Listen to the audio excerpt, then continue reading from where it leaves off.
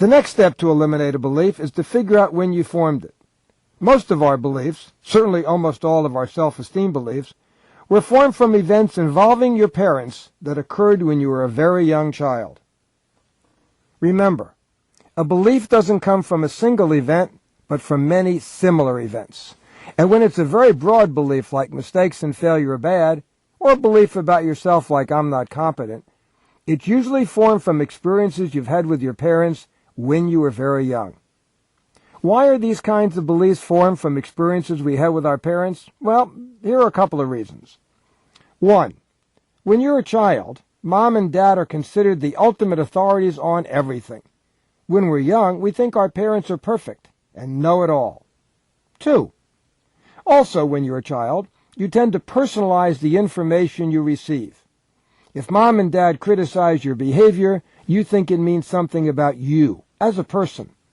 An adult might realize that, quote, bad behavior doesn't make a bad person, but children almost never do.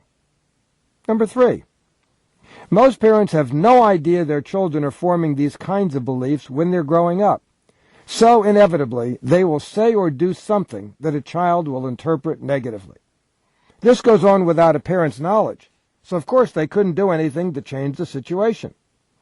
And 4, like I said in an earlier video, there's a constant conflict between what most parents want and what most children do. Parents usually want their kids to be quiet. Kids are usually not quiet. Parents usually want their kids to be neat.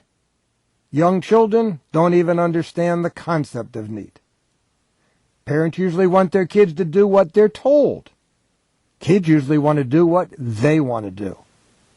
And when kids don't follow instructions, the reaction of their parents ranges from mild annoyance to extreme anger and punishment. By now it may be clear why, despite the fact that your parents loved you, you could still form some negative beliefs based on their behavior. After all, they probably didn't have any advanced parenting training. They could have had a lot of their own beliefs that were affecting their behavior, and they might have had some expectations that were a little too high for someone your age. Given all that, we formed a lot of beliefs in our childhoods that had a negative impact on us later in life. It's not our parents' fault. They did what they did. We gave their behavior meaning that you can eliminate now. The source of the belief I'm not competent for most people is Mom and Dad's annoyance or anger when we didn't do what they want, when they wanted it, or the way they wanted it. Sometimes their reaction is minimal displeasure. Sometimes it's extreme anger and punishment. But in any case, children usually conclude that if Mom and Dad are dissatisfied with me, it must be my fault. And what are the words parents say so often they become a cliche? What's wrong with you? Can't you do the simplest things properly? Can't you do better than that? And what would these words mean to a young child if repeated often enough? I guess I'm just not competent. In some cases, the source of this belief is Mom and Dad doing things for you instead of allowing you to do it on your own. Now, take a look at your early life to see what happened that led you to conclude, I'm not competent.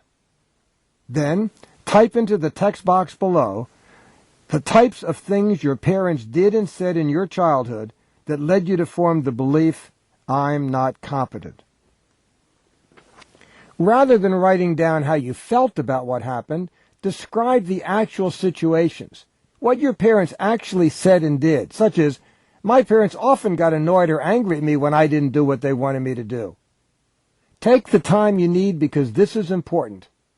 When you're done writing, click Continue. Now the program will pause.